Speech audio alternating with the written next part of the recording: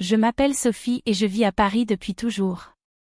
Mon appartement est lumineux, perché au 4e étage d'un immeuble ancien, avec de grandes fenêtres qui donnent sur une petite rue bordée de cafés et de platanes. Ma vie avec Thomas, mon mari depuis 5 ans, est douce et confortable, mais parfois, je sens un vide que je n'arrive pas à nommer. Il est attentionné, fiable, mais il y a cette routine qui semble avaler les jours et les rendre tous identiques. C'était un après-midi d'automne. La pluie tombait en fines gouttes sur le balcon et le ciel gris rendait l'appartement encore plus silencieux. Thomas était parti pour une réunion importante et je me retrouvais seule avec le tic-tac régulier de l'horloge et le léger ronronnement du chauffage. C'est à ce moment-là qu'il est arrivé, Maxime, le coursier.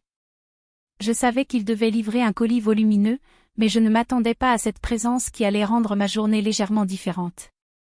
Il frappa à la porte et, lorsque je lui ouvris, il se présenta avec son sourire chaleureux et sa politesse qui semblait naturelle. Le paquet qu'il portait était lourd, et je l'invitai à entrer pour le poser sur la table. Alors qu'il déposait le colis, nos mains se frôlèrent légèrement, et un petit frisson inattendu me parcourut l'échine. Je baissai les yeux, un sourire discret se dessinant sur mon visage, conscient de ce petit moment étrange qui venait de se produire. Nous restâmes quelques instants à échanger des banalités sur le temps, sur les rues glissantes de Paris et sur son métier. Mais il y avait dans son regard quelque chose qui me mettait mal à l'aise et en même temps captivée. Chaque mot qu'il prononçait semblait créer une bulle autour de nous, comme si le reste du monde n'existait pas. Je sentais mes pensées s'égarer, explorant des émotions que je n'avais pas ressenties depuis longtemps. Les jours suivants, ces visites devinrent une pause douce dans mes après-midi solitaires. Chaque fois que le colis arrivait, il y avait ce moment suspendu où nous nous retrouvions seuls quelques secondes, échangeant des regards furtifs, des sourires complices et des gestes anodins qui duraient un peu trop longtemps. Une fois, en plaçant un paquet fragile sur le canapé, nos épaules se touchèrent presque, et je sentis une chaleur familière et inaccoutumée qui m'envahit. Maxime s'excusa avec un léger rire, et je sentis mon cœur battre un peu plus vite, mais je ne savais pas pourquoi. Un soir, alors que la pluie tombait dru et que le ciel était presque noir, il apporta un colis particulièrement grand. Je l'aidai à le déballer dans le salon, et nous nous assîmes côte à côte sur le canapé. Les gouttes de pluie frappant les vitres créaient une atmosphère intime et douce, un cocon qui rendait la pièce chaleureuse. Je sentais notre proximité grandir à chaque mouvement, chaque geste discret. Lorsque nos mains se frôlaient en manipulant le carton, un rire léger s'échappa de ma bouche, et Maxime sourit, comme s'il avait perçu cette tension invisible entre nous. Pendant ces instants, je me sentais étonnamment vivante, comme si quelque chose d'inhabituel venait de se réveiller en moi. Tout restait discret, presque imperceptible, mais il y avait cette énergie subtile qui me faisait frissonner et sourire intérieurement. Même si Thomas était là quelque part dans ses réunions et ses obligations, ces moments avec Maxime avaient créé un monde parallèle, un espace où je pouvais respirer, penser et ressentir différemment. Chaque visite devenait une petite aventure, un jeu silencieux d'observation et de complicité. Il y avait cette manière qu'il avait de tendre le paquet vers moi, de croiser mon regard un peu plus longtemps que nécessaire, et moi, je me surprenais à attendre ce moment avec une impatience discrète mais palpable. Une fois, alors que nous déballions un colis particulièrement fragile, nos genoux se touchèrent presque, et je sentis une tension douce et inattendue, comme une étincelle qui traversait l'air. Je savais que tout était parfaitement innocent pour le reste du monde. Pourtant, pour moi, chaque contact, chaque sourire et chaque geste semblait contenir une intensité secrète. La pluie continuait de tomber dehors, et l'appartement semblait isolé du reste du monde. Je sentais que ces instants, si simples et banals pour un autre, devenaient des moments uniques et précieux pour moi. Les jours suivants, chaque livraison de Maxime devenait un petit rituel que j'attendais avec une impatience douce, presque imperceptible. Il sonnait à ma porte, et je sentais mon cœur s'accélérer, juste un peu, à l'idée de ce contact qui semblait toujours trop bref et pourtant trop intense. Parfois, je me surprenais à préparer des petits cafés ou à ranger le salon avant son arrivée, comme si j'avais besoin que tout soit parfait pour ces instants qui paraissaient anodins mais prenaient une importance démesurée à mes yeux. Un après-midi, Thomas avait dû partir plus tôt pour un déjeuner d'affaires, et j'étais seule à la maison. Le ciel était gris, et la lumière filtrant à travers les stores créait des ombres dans le salon. Maxime arriva avec un colis particulièrement volumineux. En l'aidant à poser le paquet sur la table, je sentis à nouveau nos mains se frôler, mais cette fois, il y eut un léger tremblement, presque imperceptible, que je crus imaginer, mais que son regard confirma. Il y avait dans ses yeux une curiosité qui me faisait frissonner et, en même temps, une douceur inattendue. Nous nous assîmes sur le canapé pour examiner le colis fragile. Le carton était trop grand pour que nous puissions le déballer sans nous rapprocher.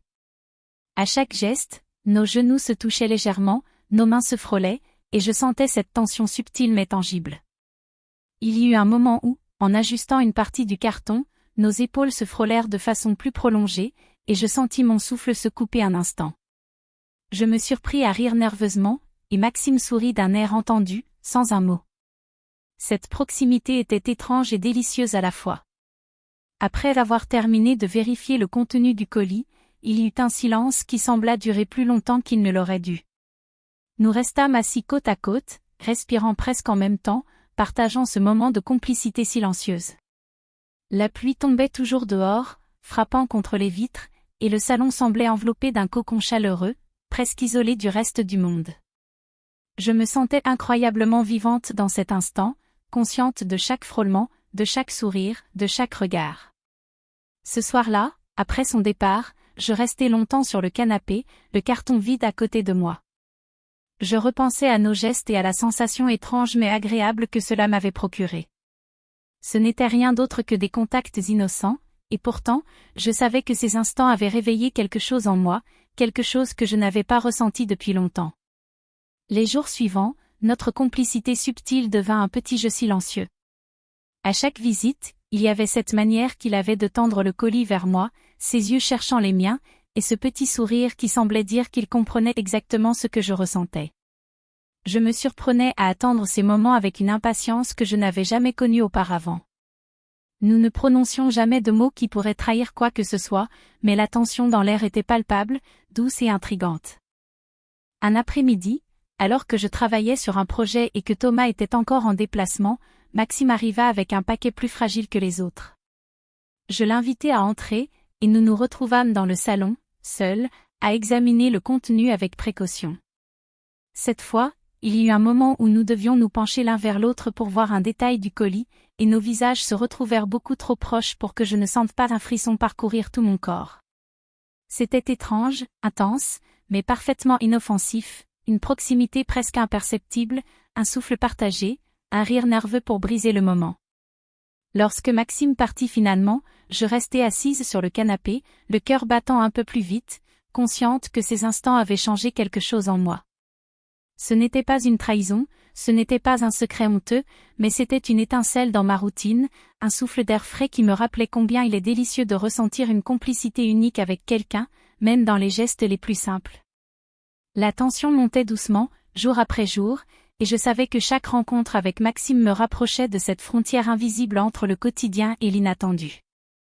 Mais pour l'instant, tout restait léger, subtil, et parfaitement contenu dans ces moments suspendus où seuls nos regards et nos gestes parlaient. Quelques jours plus tard, Thomas avait un déplacement de 2 jours à Lyon. Je restais seule à Paris, et Maxime devait livrer un colis exceptionnellement lourd. Quand il arriva, je l'invitai à entrer pour nous faciliter la manipulation. Dès qu'il posa le carton sur la table, nos regards se croisèrent et un sourire complice apparut spontanément. Cette fois, la proximité était encore plus tangible, mais nous restions attentifs à chaque geste, chaque mouvement, comme si le monde entier pouvait nous observer. Nous nous retrouvâmes assis côte à côte sur le canapé pour vérifier le contenu du colis. À un moment, en essayant de voir un détail du paquet fragile, nos épaules se touchèrent de façon prolongée. J'eus un léger rire nerveux, et lui répondis par un sourire qui semblait comprendre exactement ce que je ressentais. La pluie tombait dehors, les gouttes frappant les vitres créant une mélodie douce et régulière, et le salon semblait s'isoler du monde entier. Tout paraissait irréel, mais incroyablement réel à la fois. Après avoir terminé, il se leva pour partir. Je sentis un petit vide, presque un manque, comme si son départ laissait un espace invisible que je ne pouvais combler. Je lui fis un signe de la main et il sourit, puis descendit les escaliers.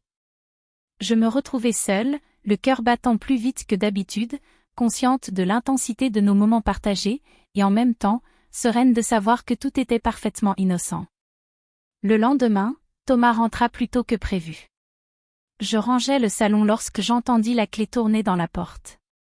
Mon cœur se serra un instant, mais je me forçai à respirer calmement. Il entra, souriant, fatigué de son voyage, et m'embrassa sur la joue. Tout semblait normal, parfait.